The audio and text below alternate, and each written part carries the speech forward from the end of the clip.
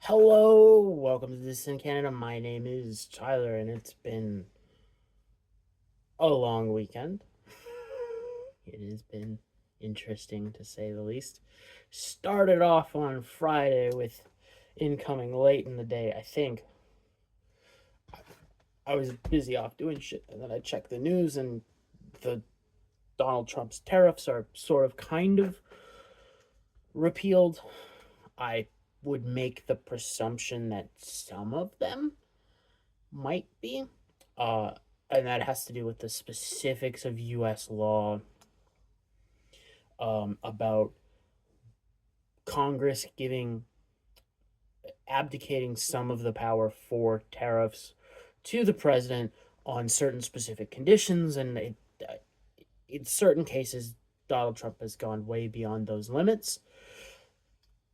Limits being like, hey, you can do this for like trade deficits and stuff like that, but just saying, hey, I don't like you. Here's a tariff. Um, so how that shakes out, I have yet to see someone give good analytical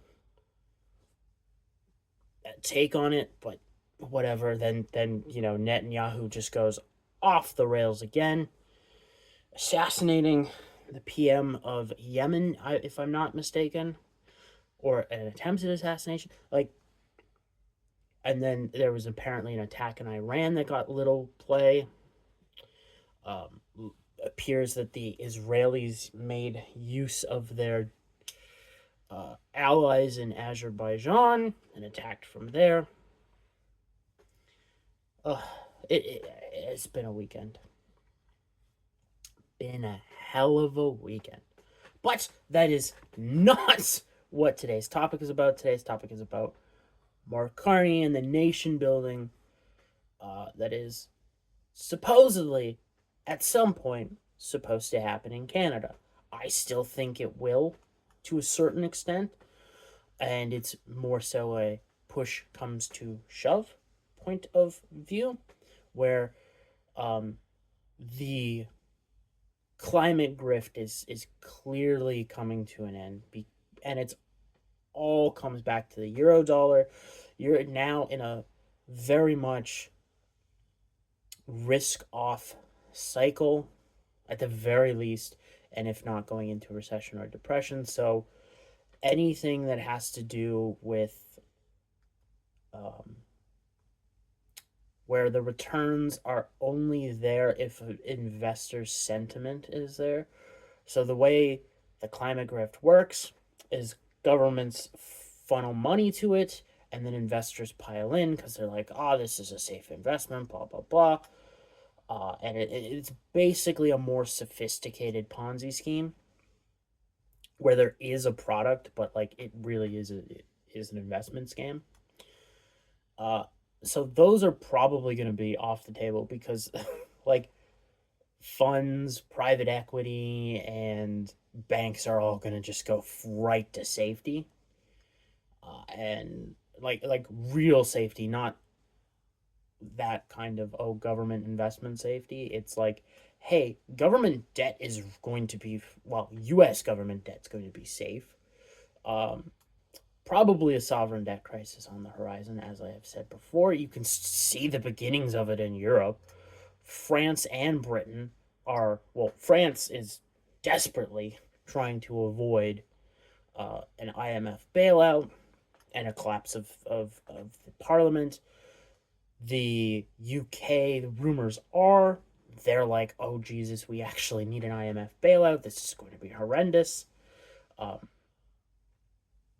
so if you think Canada is immune from that this time, I highly suggest you go look at what the original projection for last year's fall economic statement was supposed to be, and then how they kept raising it and they still blew past it. And I still think that underreports the deficit of the last fiscal year.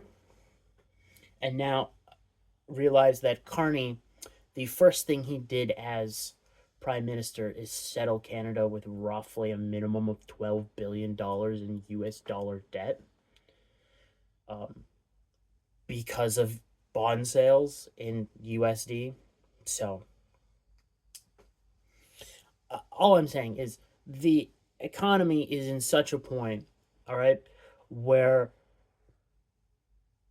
principles go out the window, especially when you look at that RCMP report that came out, was it last year, that said, oh, if Canadians ever realize how poor they are, they're going to revolt. That report, um, I'm not entirely on board with that report.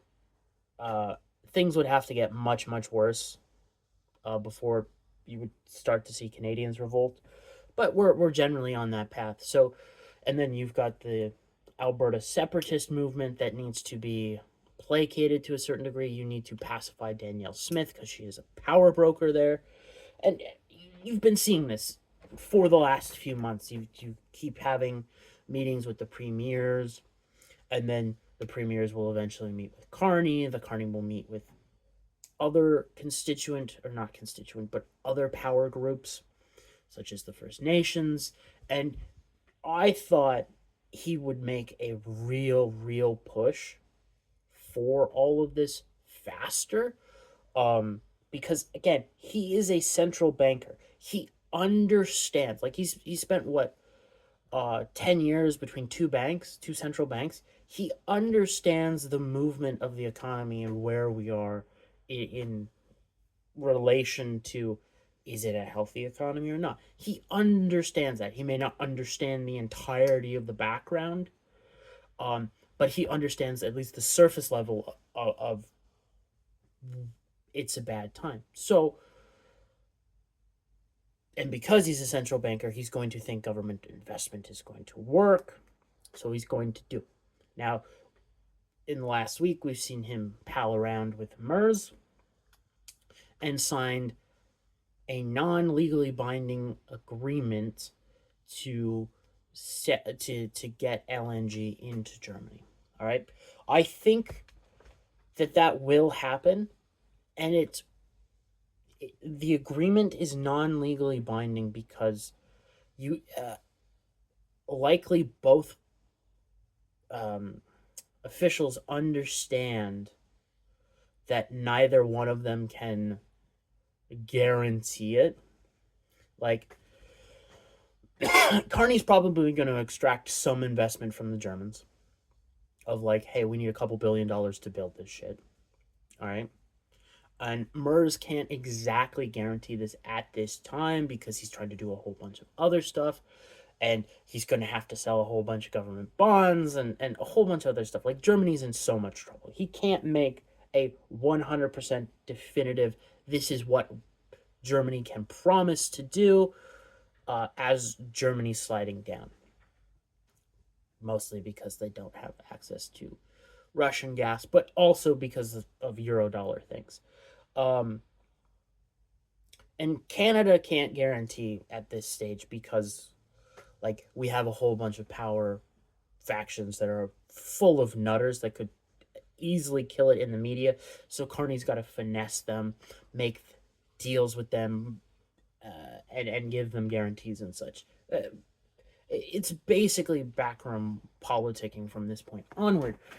But he keeps moving in that direction, and he announced, like, in I think the first 2 weeks of September, we're going to get an announcement of something, what's coming, and of the whole nation building plan. And yeah, we probably will save it for Parliament, have it your big kickoff thing. It makes a lot of sense if you're a script writer, all right? I still think you do it in the recess, and it works better, but these people want spectacle for the most part. So I really do think there's going to be something coming because the economy dictates it. And Europe needs it. Like, Europe needs more energy and more wealth, another point they can extract wealth from, because they're not getting access to Russia. Like, that was the entire plan, the 30-year ongoing plan of trying to break Russia, was to turn it into the new Africa because Europe was losing control over Africa. I've stated this multiple times, and I continue to see evidence of it everywhere you look in Europe. But where else can they go? Well, they can't really go to America right now. They have to stall things out there because of Donald Trump. Can't really get into South America. Um, I mean, the Chinese are there. You've also got like a very different playing field. So the only real place where the Europeans control, thanks to, all the seedy non-government groups out there, is Canada. Canada has a wealth of resources and they want to extract it. So I very much expect Canada to become, the new wealth extraction point, at least on a temporary basis.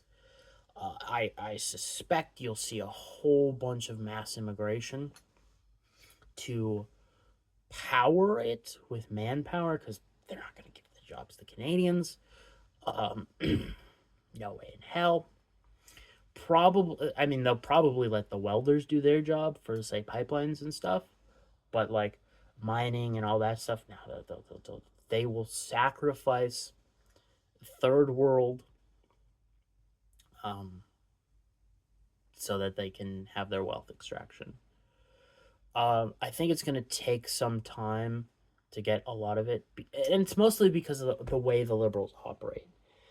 Like the way the Liberal Party has operated for the last 10 years is even when they want to do something, whatever that something may be, it takes forever to do because they have to get all their power brokers, or yeah, power brokers. They have to get their investments together. They have to buy into, certain companies. They have to, have their ownership. They have to get the kickback before it happens. And then, you got to kick back to the consultants and all that crap. All right? Like it's a whole massive grifting operation that has to go through. So, while I do think like that you could see obvious that of you can see Carney meeting with a whole bunch of people of, hey, we need to do this, blah blah blah. We need to have this pipeline. We need you to be on board with it. Here's how you invest. Here's how you make your money. Like you can really see that happening. And I suspect Carney also wants to set up Brookfield for that as well to benefit a whole hell of a lot of that. I think Carney will also bring in American companies and won't use exactly Canadian. He'll probably make a deal with Trump on that. Again, because Carney needs to throw some kind of bone to Donald Trump.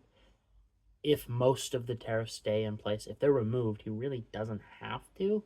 But you still got the what is it? Is it USMCA and CUSMA negotiations that have to take place next year, or the renegotiations, I should say, because those treaties, I guess you would call them, come to an end. So like he's got to throw something to the Americans. It will be as little as possible, in my opinion, but he's gonna try that. Hopefully, it works. Say, hey, my company will invest in America type deal. Donald Trump. Well, it's like if Trump's trying to get investment out of Canada into the United States, it's not happening. Like we do not have the industry to do that, and we don't have the money to do it. So, but then again, Trump's going to be in so much freaking trouble in a couple of months. It's all his freaking fault. So, or most of it is. With the way the U.S. economy is also trending with the Canadian economy and the British economy and the rest of Europe and Asia, especially China, like Trump's going to be under so much water. Expect the tariffs to disappear fairly quickly in an attempt to say, hey, we need to stimulate the economy in any way possible way we can. Uh, I totally also think that's why Trump and Bassett keep floating the idea of tariff checks. Uh, it's just stimulus checks by another name, and funded in a different way. So there's that. Um, but like this nation building stuff it's likely to get announced and likely started. Whether or not it finishes, I don't know. Um, like there would be a lot of reasons for say the conservatives to get their ass in gear and bring down the Carney government before that ever happened, but there's also a lot of saying, hey, if we play ball here, A, we can get rich, and B, um, we can pretend that we forced the Carney government to do it, so like we get a technical win. Um, I can't really decide what state the conservative government is. Or the not the government, the conservative party is in. I'm biased towards inaction with them because that's their history is just, hey, we've got the seats, we're gonna sit on our asses and say shit, and that's it. And we'll just let everything else happen. We're not gonna grandstand, we're not gonna, attempt to slow it down, we're not gonna make deals to uh, slow down or reduce harm, or we're not going to make a deal with the bloc and bring down the government. We're not going to make a deal with the NDP and then bring down the government. We're not even going to try and court them. Like that's how the modern conservative party operates, so I expect them to continue that way. um Maybe they make a deal with the bloc to bring down Carney. We'll see. Like if that were to happen, I would make this. I would have the suspicion that the NDP and the Greens just let it happen. Like they abstain from voting, so that Carney's got all his seats. They vote. It's not enough to stop it, and the Conservatives bring it down. I think that's possible. Who knows? We'll see what happens. Like you've got such a narrow margin for all sides. It'll be interesting. But again, I will reiterate. I think most of this stuff gets through. I think you will see the beginnings of at least a pipeline. I think two is reasonable. One going out east to sell stuff to Europe. There, it may be a situation where you get technically two pipelines out east. Um, so that you can sell oil and natural gas. And I'm not entirely sure that you can double up a pipeline and be like, we'll do gas and oil in one big ass pipeline. So, but like I would suspect that to happen, and then like an oil and maybe another gas pipeline down to the States. Again, to placate Donald Trump, it benefits America, it benefits Canada. It's a really cheap, easy deal. Um, the question is, how does Carney spin it with all the climate change nonsense? That's the real question of how you do that. And it's the same thing with the situation with out in a few places with the hiking bans, the fire bans. We've got a fire ban here. Um, they're not specifically talking about climate change. Yes, media proxies are kind of doing it, but it's about safety, which is a different, and it gives you a signal to there's possibly a changing of the guard coming with the climate change narrative. But again, you've spent 40 or 50 years radicalizing people about the climate. It's going to take some time. So I think the play is you announce the pipelines, blah blah blah. You make no big deal out of it, all right? Which you can do because the government owns the media at this point. and you just minimize the damage, and maybe you throw a bone with, hey, we're doing this in a climate eco-friendly way, blah blah blah, some some total bullshit. But there's there's ways you can do it. I think that's the most likely way, because if Carney continues to play both sides of talking up pipelines, not doing a goddamn thing, and talking up climate change and not doing a goddamn thing, I he's in serious trouble deep within his party, because the party will then say, "Okay, you're Trudeau 2.0. You are doing brand damage. We will get rid of you." And then you'll probably have a collapse of the government, and you will have another election. So I think Carney understands that, because he does not have overriding control of the party. Again, you can see that as soon as he got in, he had that challenge to see if the party could have a vote to remove him, to bring back the recall mechanism of the party leader. So it's only a matter of time, if Carney continues to not do things well, that stuff like that will continue to bubble up, and you will eventually have a palace coup. A soft palace coup. Like a very modern democratic palace coup, but a palace coup nonetheless. Yeah. So that's the video for today. Hope everybody had a great weekend. It was relaxing, and that your first day back wasn't shitty. I will see you tomorrow. Until then, have a good day.